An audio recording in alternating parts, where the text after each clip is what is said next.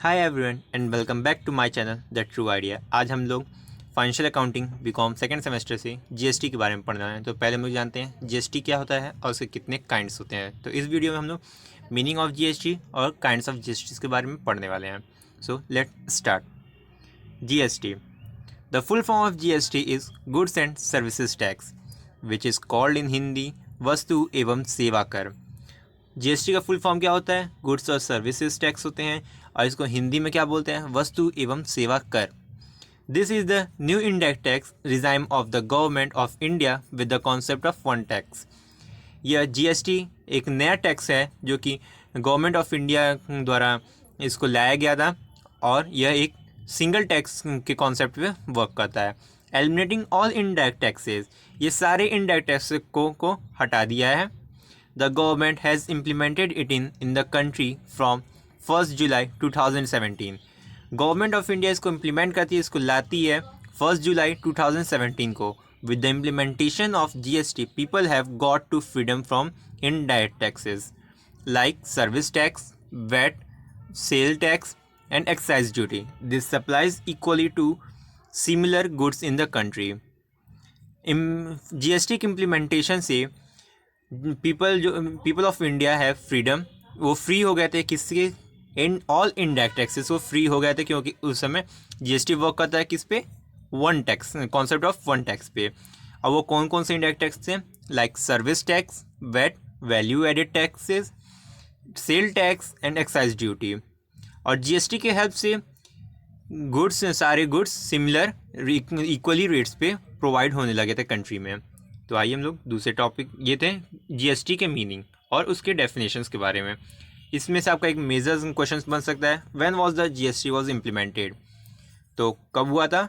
1 जुलाई 2017। और ये किस कॉन्सेप्ट पे वर्क करता है? कॉन्सेप्ट ऑफ वन टैक्स पे वर्क करता है।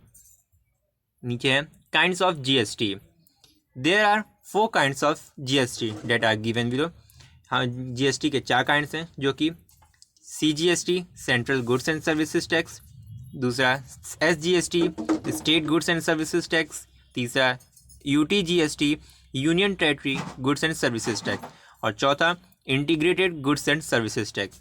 तो ये थे 4 काइंड्स ऑफ जीएसटी। तो हम लोग वन बाय वन एक एक के बारे में पढ़ते हैं। तो पहला है CGST। CGST stand for Central Goods and Services Tax, which is applicable on transaction of goods and services within the same state. It is a tax levied by the central government. CGST का full form होता है central और state central goods and services tax. और ये कब applicable हुआ था? ये transaction of goods and services with in the same state. एक ही स्टेट में ट्रांजेक्शन होता है किसका? गुड्स और सर्विसेज का, तो उसे क्या कहते हैं? CGST। और ये CGST किसके द्वारा लिया जाता है? ये सेंट्रल गवर्नमेंट लेती है CGST।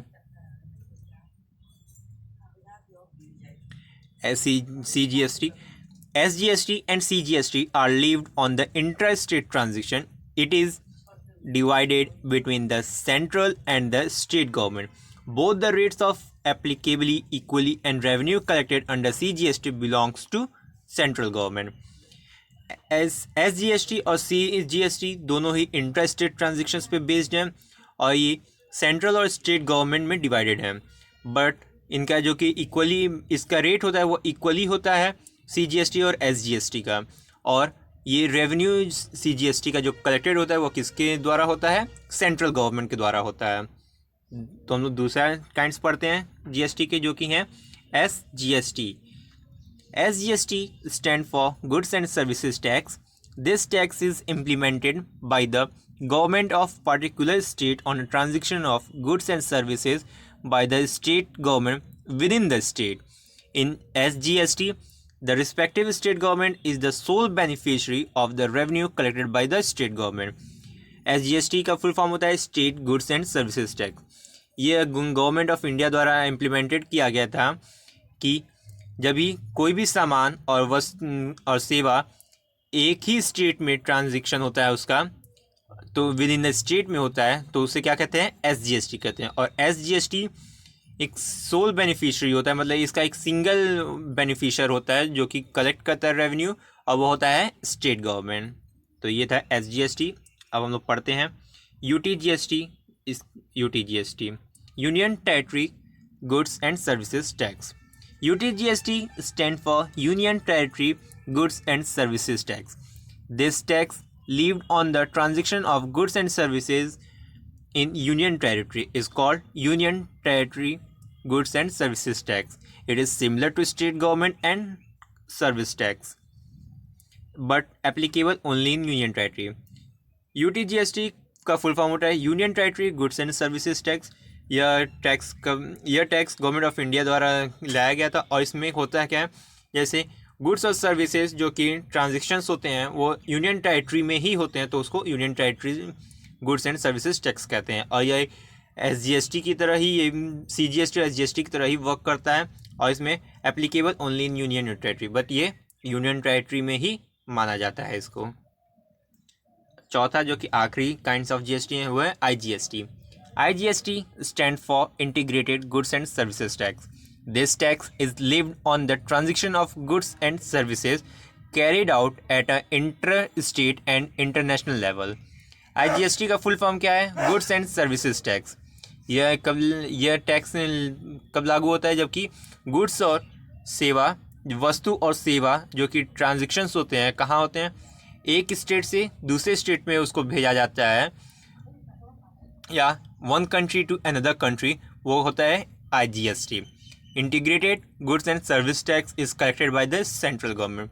जो कि IGST होता है वो भी किससे कलेक्टेड किया जाता है? वो भी सेंट्रल गवर्नमेंट द्वारा ही कलेक्ट किया जाता है. तो ये थे हमारे 4 काइंड्स ऑफ GST जो कि थे CGST, SGST, UTGST और IGST.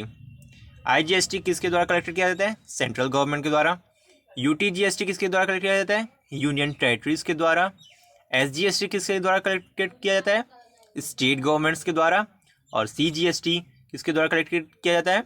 सेंट्रल गवर्नमेंट के द्वारा. तो ये थे हमारे चैप्टर GST के बारे में. अभी आगे का टॉपिक हम लोग नेक्स्ट वीडियो में पढ़ेंगे. Thank you very much for watching this video.